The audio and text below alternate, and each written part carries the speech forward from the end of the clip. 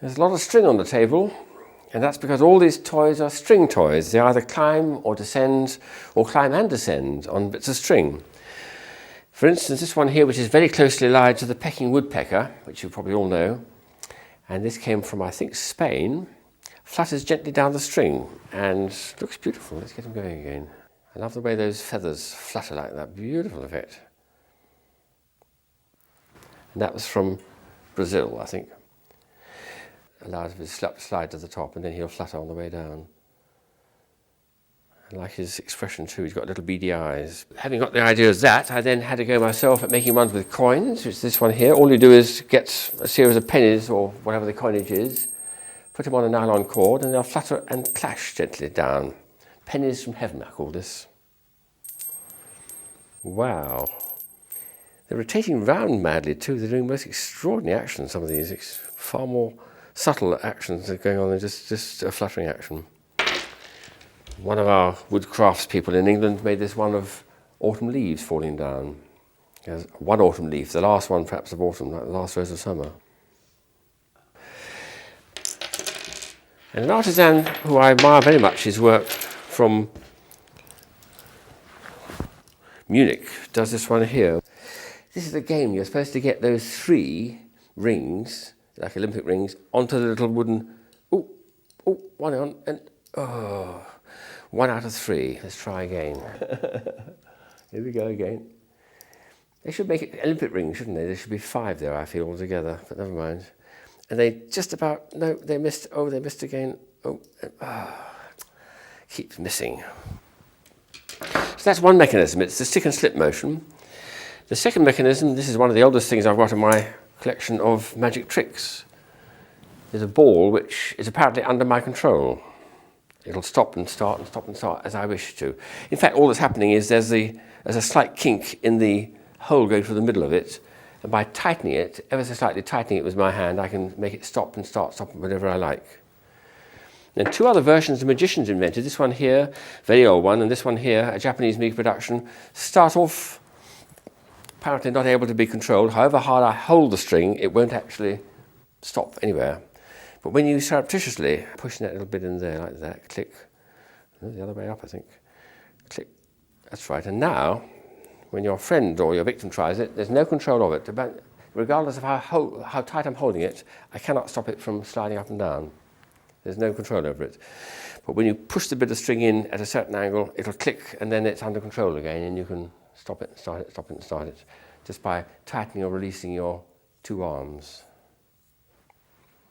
So an extra magic dimension. Another mechanism which requires 2 pulley systems inside is this one here. This is Woodstock, of course, and he'll flying every which way. Where's Peanuts to come and give him some advice? And due to a double pulley system inside, Woodstock climbs up, squeaking away and chirping noisily. Similarly, this is a very old toy, he came out of Victorian England. Joko the Climbing Clown. Again, I'm lifting up my right hand and the clown's climbing up towards it. And then more recently reproduced is a tin version of it, which is still available now. It's been reproduced in China and is quite popular. He doesn't climb that well. I think he needs a bit of oil, actually. Joko the Climbing Clown. A completely different mechanism and very old, this comes from Bavaria originally, is this one here, a little climber in the Alps. And for this one, what you need to do is to release and pull quite visibly like this. There's no concealment. And it slowly advances up the string. So this is a mountaineer in Switzerland, yodeling away as he climbs the mountain with his pack on his back. And you just pull, release. It's quite difficult to work out what's going on there. It's got a little elastication, keeping the hands together. There's another elastic band which keeps the legs coming back into the body as a release and pull, release. And then the string has a rather curious weaving, the way it goes in and out of the body. I tried to analyse how it's actually working, and I'm never quite satisfied as how it succeeds in climbing up the string. But that's the idea, he gets up to the top eventually. Another mechanism requires 2 strings, and normally you just hold the 2 strings and you tick, tick, tick, tick, tick like that, but with this one here you just have to make the ball go back and forward, and the little teddy bear will climb up the string. He does a little lurch every now and then and forgets where he is, but there we are, it's climbing now.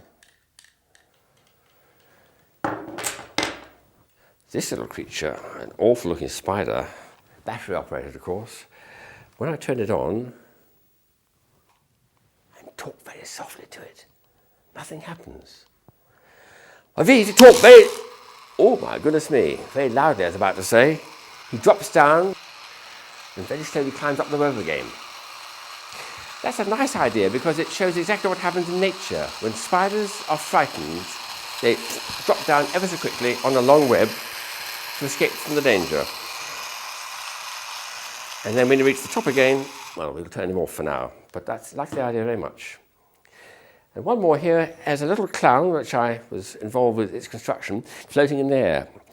There's little strings underneath the feet, and when you go left, right, left, right, left, right, he'll start climbing. He climbs up, but look, the legs get longer and longer, and then he leaps for joy up in the air as clowns should. When you release it, it goes, drops down again. So all these are string toys, some of them very ancient, some of them very modern ones, but all relying on a bit of string to make them function.